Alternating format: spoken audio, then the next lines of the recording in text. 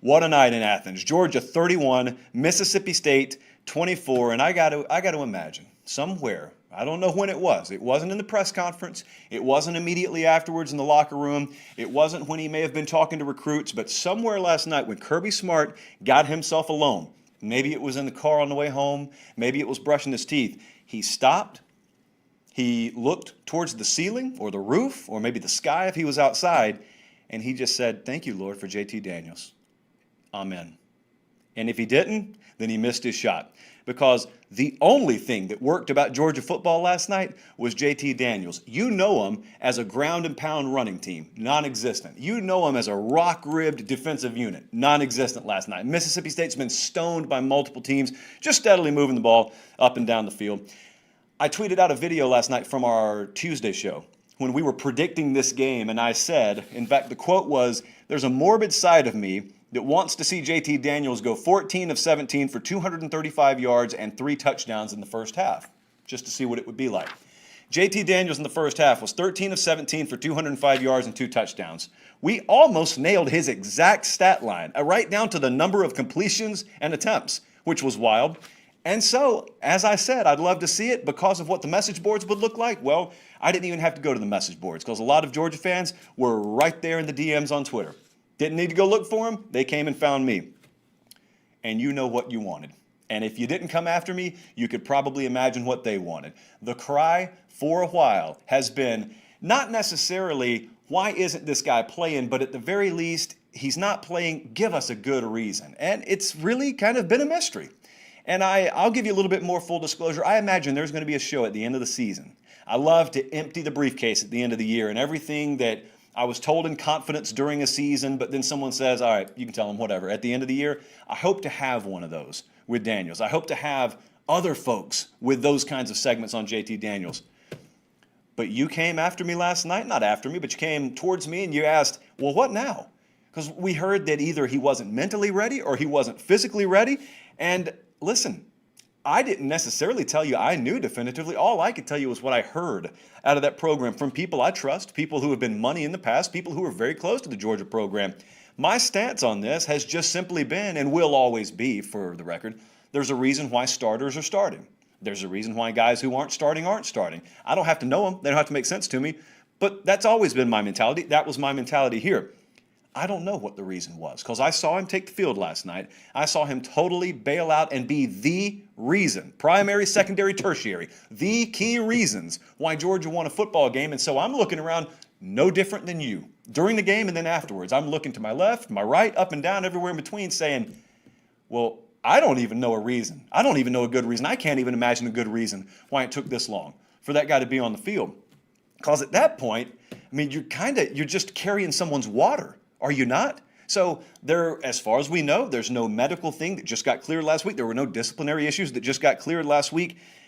Here was the swerve that got thrown into the mix last night that I don't think anyone could have seen coming. I know I didn't. Kirby Smart knew he was going to start Daniels this week, but he never could have imagined against Mississippi State as nearly a 4-touchdown favorite. He never could have imagined he was going to have to lean on a quarterback to win that game. And yet Mississippi State rolls into town. The scholarship situation ended up being even more dire than what I told you it was last week. When I talked to you on Thursday, they had 54 scholarship players available. They rolled in there with 49. That's how many scholarship players they took into an SEC football game, 49. And yet midway through the third quarter, Kirby Smart had to feel completely and totally lost. Everything that is the identity of his program had evaporated. They couldn't run the ball for anything. They were routinely getting stuffed behind the line. Mississippi State had 11 tackles for loss in this game. Do you realize that? 11 tackles for loss against Georgia.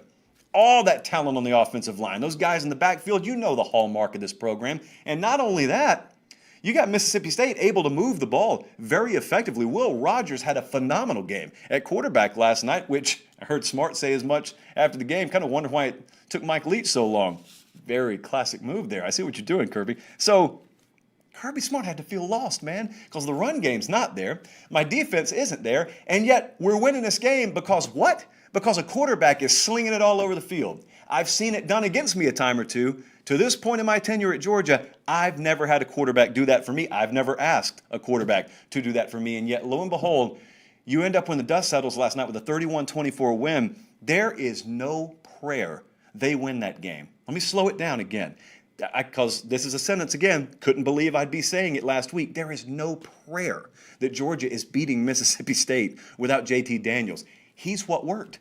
He's all that worked. I mean, there was a money drive, and a lot of you know what I'm talking about if you watch the game. There was a drive in the fourth quarter of this game when they were trying to take the lead, where Daniels, I counted him making 4 throws better on that one drive than I've seen any quarterback make for Georgia all year. In fact, I'll take it a step further. There were 4 throws on that drive alone he made that no quarterback on their roster is capable of making.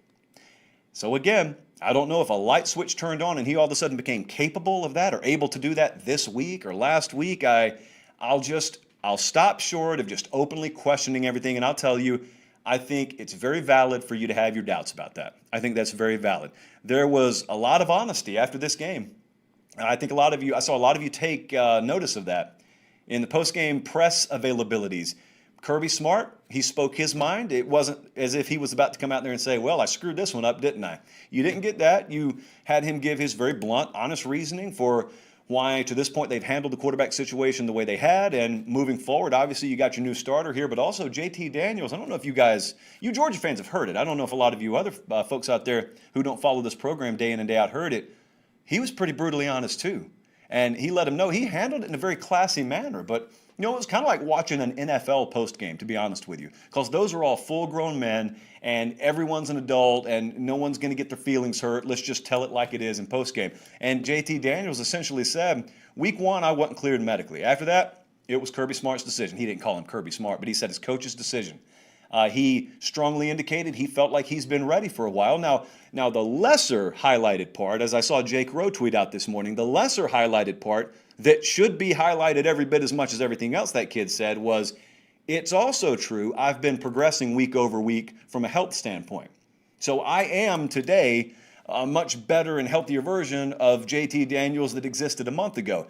And if you go back to listening to Kirby Smart talk, that's exactly what he says. He says he's available now in a way that he wasn't a month or two ago. And so we've played guys who at the time we felt gave us the best chance to win.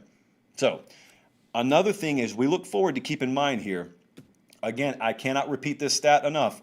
Georgia had 23 carries for 8 yards. Mind-boggling. I really believed coming into last night, if I took them and I had them play fill-in-the-blank NFL team, they wouldn't beat an NFL team, but I would see Georgia getting over 8 yards against an NFL team, and they didn't. So maybe I'm wrong about that, but they put up 8 yards last night. I don't know what Georgia football is going to be the rest of the year. They'll certainly be favored in every game the rest of the year, but my point is there's a lot of excitement coming out of this. And you should be excited because you have a quarterback who obviously has an infinitely higher ceiling than any that you've had to date under Kirby Smart. What you saw last night, it's not going to be what Georgia football is. I don't know what it's going to be, but it's not going to be that. That dude he'll hang up his whistle and walk out of town before he goes into games where they have no illusions of being able to run the ball and it's kind of hit or miss defensively. That's just not the way he's going to coach. If he is willing to do it, then he's willing to completely turn inside out everything that we know about him. It's been done before. There have been no indications that he wanted to do that. Guys, they didn't want to do it last night. Let me be perfectly clear. They had no intention of throwing the ball last night like they did. They did it out of necessity. So now moving forward, again, they got some winnable games coming up to finish out the regular season. You'll get to see a lot more of JT Daniels. I'm very interested to see when folks get some film on him and they play him more straight up instead of completely and totally squeezing the line of scrimmage like they did last night to stop the run game, and very effectively, might I add. Just get it some time, okay? You can credit someone without crowning them. So give it some time with Daniels because the league's going to adjust to him, and it may not be until next year if, and it's very likely, but there is still an if, he hangs around. He is eligible to not hang around, but I think he'll hang around.